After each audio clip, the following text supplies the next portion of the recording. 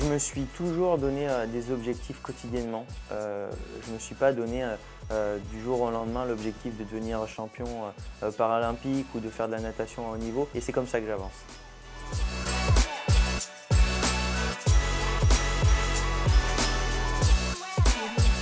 Pour moi, l'obstination, c'est un petit peu quand on est borné à vouloir à tout prix réussir à faire quelque chose. Quand on fait du sport en haut niveau, par exemple, il faut qu'on ait une petite partie dans soi où on est borné pour avoir des défis, et c'est ce qui peut nous aider à avancer certaines fois. Parce que le moment où mon obstination elle m'a permis de relever un peu des défis un peu fous, c'est quand j'ai refait mes premiers pas. Quand je suis tombé malade, cette obstination elle m'a permis de dire Théo, relève-toi vite pour que tu puisses repartir avec tes copains, faire du vélo, aller courir avec eux. Et justement, je me souviens que j'agaçais mes médecins, les infirmiers qui s'occupaient de moi en leur disant mais faites-moi marcher, c'est pas possible, moi je veux aller courir avec mes potes. Et je pense que mon obstination elle m'a vraiment aidé pour ce moment. Ouais. Je pense que c'était même essentiel.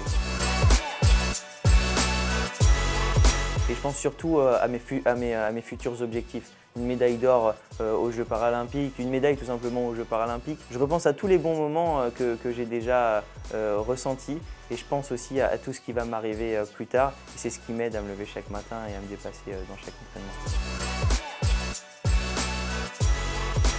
Eh bien, c'est vrai que quand on est sportif de haut niveau, ce serait mentir de dire que c'est tout beau, tout rose, qu'on se lève tous les matins, on est content d'aller à l'entraînement. Pour ma part, je m'entraîne à 7 h, je dois être dans l'eau, dans une eau à 28 degrés, mais dehors il fait peut-être 0 degré parfois. Donc ce serait mentir de dire que c'est tout le temps un kiff de se lever tôt le matin pour aller nager. Mais je dirais que pour se motiver quand même chaque jour, pour essayer de se dépasser et être le meilleur à l'entraînement, c'est en se donnant des objectifs quotidiens encore qu'on avance.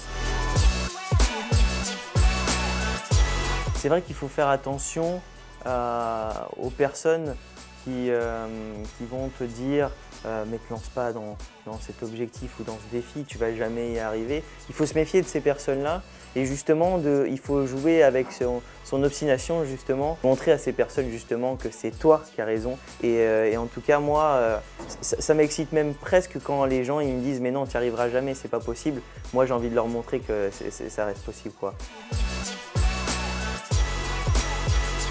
Mes parents, ils n'ont jamais rien lâché, et l'exemple tout bête, c'est que je les ai jamais vus tristes dans ce qui m'est arrivé, que ce soit à l'hôpital, mais aussi en centre de rééducation. C'était des moments hyper compliqués, mais je les ai jamais vus tristes, ils m'ont jamais fait comprendre qu'ils étaient pas bien, etc. Et je pense que c'est vraiment l'exemple qui m'a permis, moi aussi, d'être borné comme je suis aujourd'hui. L'obstination, elle est hyper importante aussi dans la médecine, parce que c'est l'obstination des médecins, des chercheurs qui vont faire avancer les choses, et on en a besoin aujourd'hui parce qu'à mon goût, il y a encore beaucoup trop de mystères dans la médecine.